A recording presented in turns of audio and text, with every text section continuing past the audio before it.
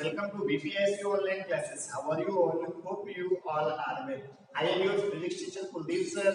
Today I will teach you about chapter 3 numerical. बेटा आपको chapter 3 के 2 वीडियो मिल चुके हैं जिसमें आपको टोटल 6 क्वेश्चन मैंने सॉल्व करा दिए। आज हम लोग इस वीडियो में कम से कम 3 या 4 क्वेश्चन और सॉल्व करेंगे, उसके बाद ये चैप्टर आपका कंप्लीट हो जाएगा। फिर बात हम लोग नेक्स्ट चैप्टर पे करेंगे। तो आइए हम लोग क्वेश्चन नंबर 7 देखते हैं। क्वेश्चन नंबर 7 आपका है क्या बेटा? क्वेश्चन को बहुत ही सावधानी पूर्वक आपको सुनना है। क्वेश्चन 7 जो आपका दिया गया कहा एक 10 सेंटीमीटर वक्रता त्रिज्या वाले कांच, ठीक है, AMG यानी वायु के सापेक्ष कांच का पूर्णांक भी दिया गया 3/2 के द्वि उत्तल लेंस AB को तल के अनुदिश 2 बराबर भागों में काटा जाता है। लेंस के किसी एक भाग को जल में डुबोने पर उस भाग की फोकस दूरी क्या होगी? उस भाग की फोकस दूरी क्या होगी? क्वेश्चन आपने सुना, आपको कुछ समझ में आया होगा। बस आज यानी कि थोड़ा सा और एक बात पढ़ते हैं। एक 10 सेंटीमीटर वक्रता त्रिज्या वाले कांच यानी AMG की वैल्यू आपको दी गई है 3/2 के द्वि उत्तल लेंस AB को तल के अनुदिश 2 बराबर भागों में काटा जाता है। लेंस के किसी एक भाग को जल के लिए आपको AW की वैल्यू 4/3 दी गई है। में डुबोने पर उस भाग की फोकस दूरी की गणना कीजिए। अब बेटा आपको सबसे पहले तो लिखना है गिवन दैट। आपको दिया क्या गया है? आइए हम लोग देखते हैं दिया गया है। कहा एक 10 सेंटीमीटर वक्रता त्रिज्या वाले, यानी जो आपको R1 की वैल्यू दी गई 10 सेंटीमीटर दी गई, लेकिन हम लोग प्लस में ही लेना पड़ेगा क्योंकि दो यानी एक इस साइड में होगा एक इस साइड में, इधर वाला पॉजिटिव लेंगे इधर वाला आप नेगेटिव लेंगे। कांच के सापेक्ष आपका वायु के सापेक्ष कांच का पूर्णांक यानी आपको AMG की वैल्यू 3/2 दी गई है और ANW की वैल्यू आपको 4/3 दी गई है। ठीक, इतना कहा गया, बराबर भागों में काट दिया गया। लेंस के किसी एक भाग को जल यानी ANW 4/3 में डुबोने पर उस भाग की फोकस दूरी क्या होगी? जो दूसरा भाग मानेंगे उसको मानेंगे इनफिनाइट पे स्थित है। किस कहां पे स्थित है? इनफिनाइट पे स्थित है। ठीक, यानी R2 की जो वैल्यू लेंगे उसको हम लोग इनफाइनाइट लेंगे। अब कहा क्या गया है? किसी एक भाग को जल में डुबोने पे उस पर भाग की फोकस दूरी ज्ञात करना है। जल के लिए निकालना है तो आपको WMG पहले निकालना पड़ेगा। आप यहां से WMG बराबर निकालेंगे तो हो जाएगा AMG/ANW। ठीक है, आपको इसको निकालना मैंने बताया था 9/8 आंसर आता है। 4/3 अपान क्या हो जाएगा? 4/3 नहीं 3/2 अपान 4/3 ऊपर जाएगा यानी 9/8 आ जाएगा। यानी WMG की वैल्यू जो आएगी आपकी 9/8 आएगी। जल में डुबोने पर फोकस दूरी निकालना है तो हम लोग मान लेंगे 1/FW is equal to WMG -1 1/R1 -1/R2। अब यहां से आप इसको सॉल्व कर सकते हैं, हो जाएगा 1/FW हमने वाटर के लिए लिया है, WMG की वैल्यू आपने 9/8 निकाला है, हो जाएगा 9/8 -1 हो जाएगा 1/R1 की वैल्यू बेटा बोले कितनी दी गई? 10 दी गई है, -1/इनफाइनाइट।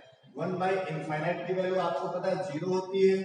1/FW इज इक्वल टू ये घटेगा आपका किसी का 1/8 9 - 8/1 यानी 8 होगा तो आप इसको इससे माइनस करेंगे 1/8 बचेगा इनटू 1/10 हो जाएगा बेटा, ये आपकी वैल्यू 0 हो जाएगी ना। तो यहां से आएगा 1/FW इज इक्वल टू 1/80 तो FW इज इक्वल टू आएगा 80 सेंटीमीटर। यानी जल के लिए जो फोकस दूरी होगी वो 80 सेंटीमीटर होगी। जल के लिए जो फोकस दूरी आपकी होगी 80 सेंटीमीटर होगी। कितनी होगी? 80 सेंटीमीटर होगी, 80 सेंटीमीटर। ठीक, कर लिया होगा, कोई दिक्कत तो होगी नहीं। अब आइए हम लोग क्वेश्चन नंबर 8 करते हैं। क्वेश्चन को देख लो, कोई कंफ्यूजन हो तो आप बता सकते हैं ना। अब हम लोग क्वेश्चन नंबर 8 सॉल्व करेंगे। कौन सा क्वेश्चन सॉल्व करेंगे? क्वेश्चन नंबर 8 सॉल्व करना है। आइए हम लोग क्वेश्चन नंबर 8 देखते हैं। क्वेश्चन नंबर 8 में आपको दिया क्या गया है और कहा क्या गया है, निकालना क्या है। आइए हम लोग क्वेश्चन नंबर 8 देखते हैं। क्वेश्चन नंबर 8 देखिए, क्वेश्चन सुनिए बेटा। क्वेश्चन में कहा गया है आपका एक उभयोत्तल लेंस की दोनों वक्रता त्रिज्याएं 20 सेंटीमीटर। एक उभयोत्तल लेंस है जिसकी दोनों की वक्रता त्रिज्याएं आपको दी है 20 सेंटीमीटर। ठीक, तो एक पॉजिटिव होगी, दूसरी आपको पता है नेगेटिव होगी। यानी R1 की वैल्यू आप 20 सेंटीमीटर लेंगे, R2 की वैल्यू -20 सेंटीमीटर तथा लेंस के कांच का अपवर्तनांक 1.5 है। लेंस की फोकस दूरी ज्ञात कीजिए। फिर से क्वेश्चन पढ़ना है। एक उभयोत्तल लेंस की दोनों वक्रता त्रिज्याएं 20 सेंटीमीटर है तथा लेंस के कांच का अपवर्तनांक 1.5 है। लेंस की फोकस दूरी क्या होगी? लेंस की फोकस दूरी क्या होगी? आप बहुत आसानी से कर सकते हैं। R1 20 centimetre, R2 -20 centimetre. m की वैल्यू शायद आपको 1.5 क्वेश्चन में दी गई है 1.5। आपको फॉर्मूला पता है 1/f n - 1 1/r1 - 1 by आप यहां से सॉल्व करें। 1.5 - 1 into 1/r1 की वैल्यू 20 -1 by -20 माइनस आपका प्लस हो जाएगा, तो आपको 1/f 0.5 1/20 + 1/20। ठीक बेटा, यहां से आप देख रहे हैं एलसीएम आपका 20 है, तो आएगा 1/f 0.5 into 2/20 हो जाएगा। एलसीएम 20 आएगा तो 1 + 1 का मतलब कटेगा, बचेगा 10। यानी 1/f आपका आएगा 0.5/10। बाइंड करेंगे, यहाँ पे क्या पड़ेगा आपका 0 हो जाएगा। घटाओ, कोई मतलब नहीं हटाने का। तो यहाँ से आपकी जो f की वैल्यू आएगी पलट जाएगा। f की वैल्यू जाएगी 10/0.5 पॉइंट आएंगे आप 0 जाएगा। इसको आप कट करेंगे, कितना आएगा f = 20 सेंटीमीटर। f की वैल्यू आपकी बेटा कितनी आएगी 20 सेंटीमीटर आएगी। तो इस तरीके से आप क्वेश्चन को तुरंत उड़ा सकते हैं। उड़ाने का मतलब ये गोली से नहीं उड़ाना है, माइंड से उड़ाना है। बस क्वेश्चन देख रहे हैं आंसर आना चाहिए। यानी इतने अच्छे से करो कि आप क्वेश्चन देखो, देखने के बाद आपका 1 मिनट, कम से कम 1 मिनट लगेगा, उतने में आपका आंसर आ जाएगा। समझे कि नहीं? क्योंकि आगे आप कोई भी तैयारी करेंगे तो उसके लिए टाइम पीरियड बहुत ही इंपॉर्टेंट है। आइए हम लोग नेक्स्ट क्वेश्चन और देख लेते हैं।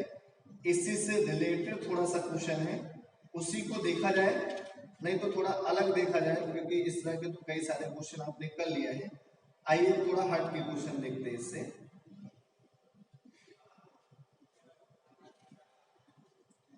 चलिए देखिए, अपवर्तनांक 1.5 वाले कांच के उत्तल लेंस के प्रत्येक पृष्ठ की वक्रता त्रिज्या 20 सेंटीमीटर है।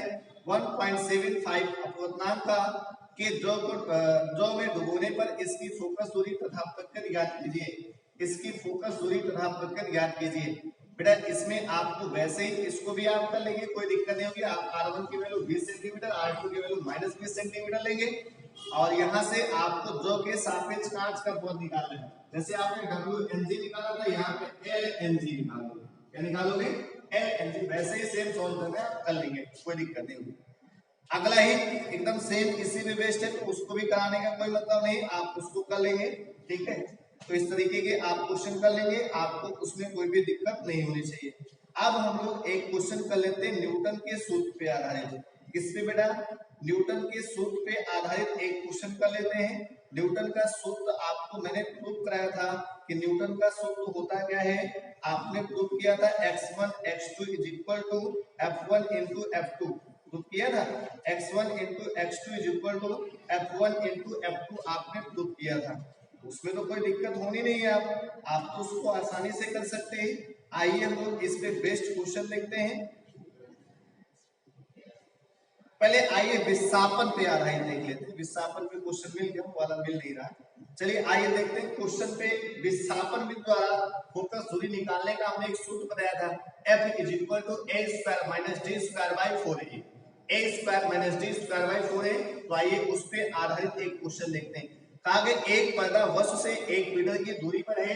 एक पर्दा वस्तु से, ठीक है, एक पर्दा वस्तु से 1 मीटर की दूरी पर है। उनके बीच में उत्तल लेंस की दो स्थितियां ऐसी प्राप्त होती हैं जबकि वस्तु का स्पष्ट प्रतिबिंब पर्दे पर बनता है। यदि लेंस की इन स्थितियों के बीच की दूरी 40 सेंटीमीटर हो तो लेंस की फोकस दूरी ज्ञात कीजिए। यदि इन स्थितियों में प्रतिबिंबों के आकार 0.65 तथा 1.5 सेंटीमीटर है, ठीक है, 1.51 सेंटीमीटर है, तो वस्तु की लंबाई ज्ञात कीजिए। वस्तु की लंबाई ज्ञात करना है बेटा। थोड़ा क्वेश्चन बड़ा है लेकिन क्वेश्चन में है कुछ नहीं, बहुत ही सिंपल क्वेश्चन है।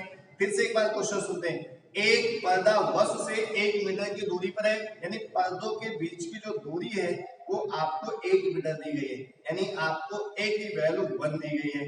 उसके बाद उनके बीच उत्तल लेंस की दो स्थितियां ऐसे प्राप्त होती हैं जबकि वस्तु का स्पष्ट प्रतिबिंब पर्दे पर बनता है यदि लेंस की इन स्थितियों के बीच की दूरी, यानी लेंसों के बीच की, पर्दों के बीच की दूरी 1 मीटर दी गई है और लेंसों के बीच की दूरी आपको 40 सेंटीमीटर दी गई है। ठीक है, प्रतिबिंबों की जो साइज आपको दी गई है वो आपको दी गई 0.65 और 1.5। आइए देखते हैं कैसे इसको सॉल्व करते हैं। ये आपका क्वेश्चन नंबर 9 है। कौन सा है बेटा? क्वेश्चन नंबर आपका 9 है। तो आइए जो क्वेश्चन नंबर 9 को देखते हैं। इसमें आपको पर्दे के बीच की दूरी a होती है, आपको 1 मीटर कहा गया, इसको आप 100 सेंटीमीटर लिख सकते हैं। आपको जो लेंस के बीच की दूरी दी गई यानी d की वैल्यू शायद आपको 40 सेंटीमीटर दी गई, ये तो दिया गया है। आपको फोकस दूरी का फॉर्मूला पता है, F इज इक्वल टू होता है a square minus d square by 4। आपने एक फॉर्मूला पढ़ा है, a की वैल्यू आपको दी गई 100 का स्क्वायर माइनस 40 का स्क्वायर अपान 4 इंटू 100। आप यहां से जब इसको सॉल्व करेंगे तो आपका हो जाएगा 1000 माइनस 4 का स्क्वायर 16, उसके बाद डबल 0 4 इंटू आपका हो जाएगा 100। आप यहां से क्या करेंगे, ऊपर 100 कॉमन ले लेंगे। 100 कॉमन लेने का मतलब बचेगा 100 माइनस आपका 16 बचेगा अपान आपका बचेगा 4 इंटू 100।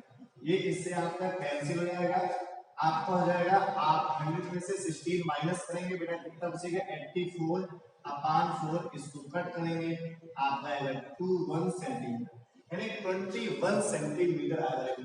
अब आप खुद देख के बताइए क्या इसमें आपको कोई प्रॉब्लम होगी? बस क्वेश्चन थोड़ा सा बड़ा है लेकिन क्वेश्चन में है कुछ नहीं। ठीक, उसके बाद आपको इसी में कहा क्या गया है, वस्तु की लंबाई बताना है। वस्तु की लंबाई निकालने के लिए एल का जो फॉर्मूला होता है रूट I1 इंटू I2 होता है। रूट I1 इंटू रूट यानी रूट I1 इंटू I2 होता है। क्वेश्चन में आपको I1 की वैल्यू 0.65 और I2 की वैल्यू 1.5, यानी रूट में 0.65 इंटू 1.51 आपको दिया गया। आप इसकी वैल्यू निकालेंगे, जो भी आएगी आपका क्या हो जाएगा, लेंथ हो जाएगा। क्या हो जाएगा आपका बेटा, लेंथ हो जाएगी। तो इस तरीके से आप इस टाइप के जितने भी क्वेश्चन हो बेटा आप उनको सॉल्व करिए और जो भी समस्या हो आप उनको पूछते रहिए। अब हम लोग मिलते हैं नेक्स्ट वीडियो। Thank you.